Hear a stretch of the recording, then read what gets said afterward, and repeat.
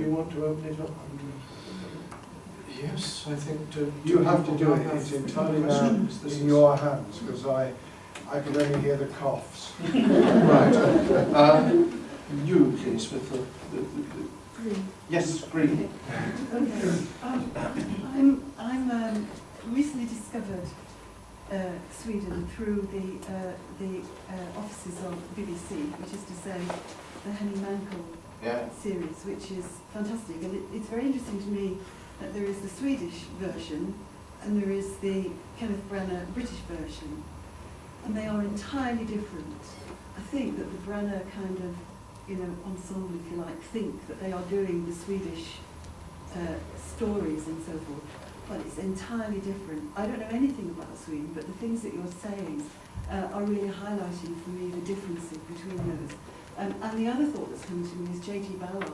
I think it's J.G. Ballard, Cocaine Night, those forest communities. Yes. Again, some of the things you were talking about seem almost as if they could have been made up, it would have been perfect, imagined kind of, stable, small, friendly, supportive, cooperative love with all this, Mankell type, because it is extraordinary, I think, the degree to which Mankell kind of brings out horrific, really horrific things within these very stable communities that you're describing. Interesting. Swedish crime fiction is a subject unto itself, because I think it's a bit like British interwar classic detective stories, where you have the beautiful country house, the idyllic life, and in it some horrible psychopathic murderer breaking all the rules. It's because Sweden is, it's not paradise, but it's, if you read Henning Mankell and if you read Orwell and all the other Swedish detective stories, it's pretty much hell. You can't go out for a walk in the woods without being mugged by a neo-Nazi. It isn't like that. I'm fascinated that they have this compulsion the writers have this compulsion, especially the writers on the left, to pull down their own society. Does that make sense to you? Oh, we do it all the time here.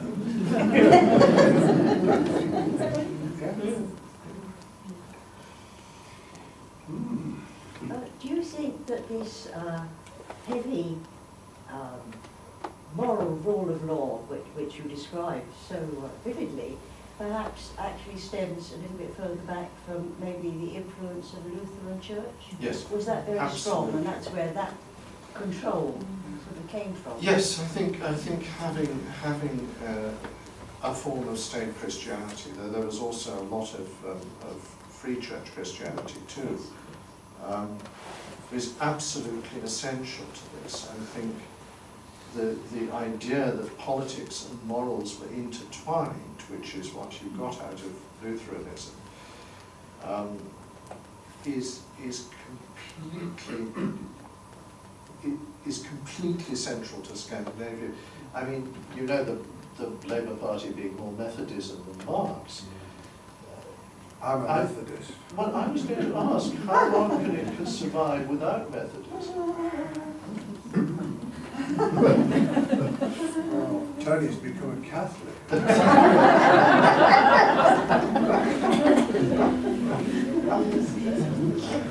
Gordon's Presbyterian. You said the immigration control is very tough in Sweden, but you also indicated it is changing there. Yeah. Will that have a big influence, you think, on the changes? Yes, everybody knows it's going to change society hugely. Nobody knows how. It's different from English immigration in 2 or 3 ways, apart from the fact that the people coming there are different. There's no kind of colonial linkage. In the 50s to some extent, and in the 60s and early 70s, there's a lot of labour immigration, an awful lot of Finns, an awful lot of that. When it looked as if this might give rise to social tensions, they put the lid on that. No more labour immigration. But they still ran a very generous asylum policy, and they still do. A lot of Bosnians, a lot of Kurds, a lot of Somalis.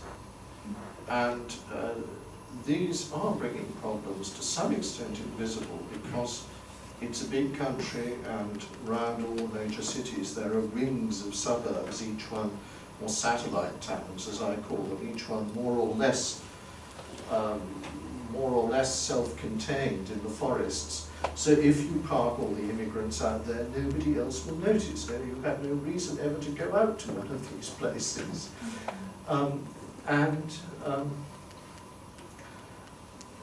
Everything depends on whether they can find work for them. And we simply do not know. I mean,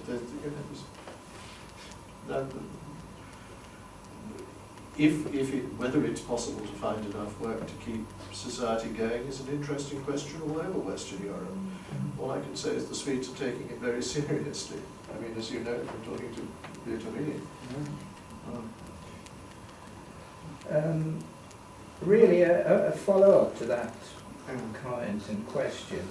It took me back to a visit I made, a fairly extensive visit to northern Sweden back in about 1984, I suppose.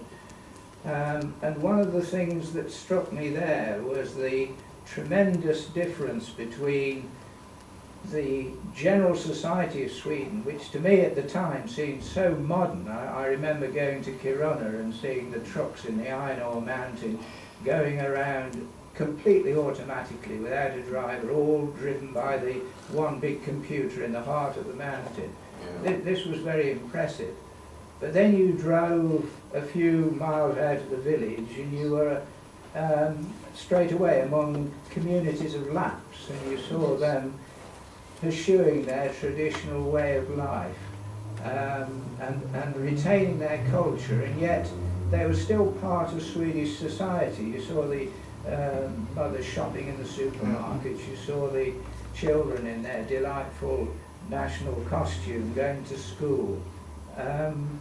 And somehow it seemed to me that it had been a most successful integration between what were admittedly indigenous peoples. Not exactly. I mean, the Lapps were a special case. It's the Swedes. They were part of society as a whole, and yet they'd managed to retain their own culture and individuality, which of course seems to be such a huge problem in many Western countries. I'm not familiar with this issue of Lapland. What were you going to say about it?